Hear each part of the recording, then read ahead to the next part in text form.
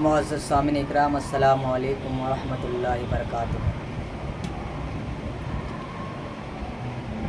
محترم حضرات، آج میں آپ کو بتاتا ہوں کہ اللہ کے ولیوں کی شان کیا ہے، اللہ کے ولیوں کا مرتبہ کہاں سے ثابت ہے اور کس کتاب سے ثابت ہے اللہ کے ولیوں کی شان۔ تو آپ غور سے سنیے گا۔ اسلام میں سب سے اہم ترین کتاب سے ثابت ہے اللہ کے ولیوں کی شان، اور وہ کتاب سب سے اہم اور سب سے خاص، سب سے امپورٹنٹ کتاب اللہ ہے، یعنی اللہ تعالیٰ کی کتاب ہے۔ یعنی خود اللہ تعالیٰ نے اللہ کے ولیوں کی شان خود قرآن پاک میں ارشاد فرمایا ہے۔ آپ سنیں کہ اللہ کے ولیوں کی شان اللہ نے کس طرح بیان فرمایا ہے۔ اور اللہ تعالیٰ نے کہا، الا خبردار،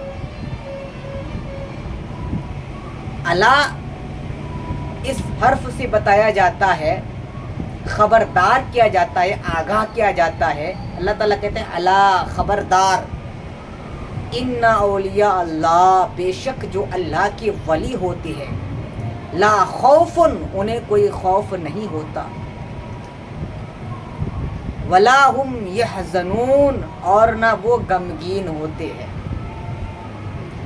اور اللہ کے ولیوں کی پہچان اللہ تعالیٰ بیان فرماتا ہے کہ الذین آمنوا، وہ جو ایمان لائے یعنی مومن ہو، الذین آمنوا وکانوا یتقون، ایمان لائے، مومن ہو اور پرہیزگاری اختیار کیے، وہی اللہ کے ولی ہوتے ہیں۔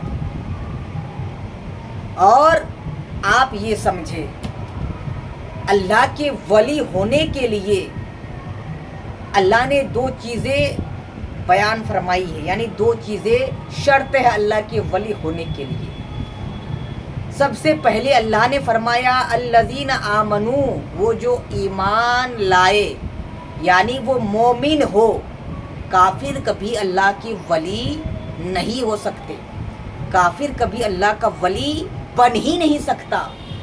تو اللہ کے ولی ہونے کے لیے سب سے پہلے ایمان ہونا شرط ہے، اور دوسری چیز یہ ہے کہ وہ نیک عمل کرتے ہو، پرہیزگاری اختیار کرتے ہو، بہترین عمل کرتے ہو، شریعت مطہرہ کے مطابق اپنی زندگی کو بسر کرتے ہو، شریعت مطہرہ کے مطابق اپنی زندگی کو گزارتے ہو، تو وہی اللہ کے ولی ہو سکتے ہیں۔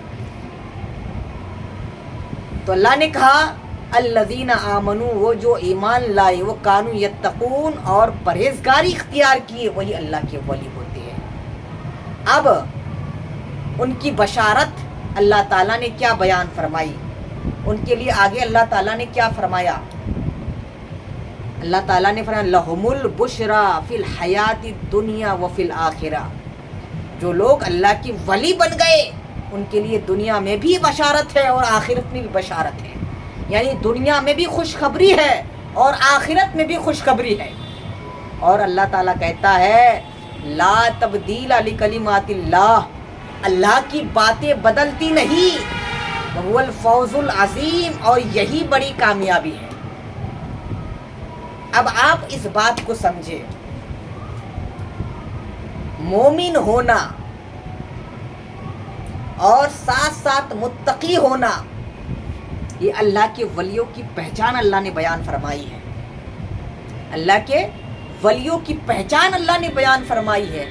تب اللہ تعالیٰ نے کہا جب یہ متقی بھی بن گئے، جب یہ مومن بھی بن گئے، تب میں ان کو بشارت دیتا ہوں، خوشخبری دیتا ہوں، دنیا کی بھی آخرت کی بھی، یعنی ان کے لیے دنیا میں بھی کامیابی ہے اور آخرت میں بھی کامیابی ہے۔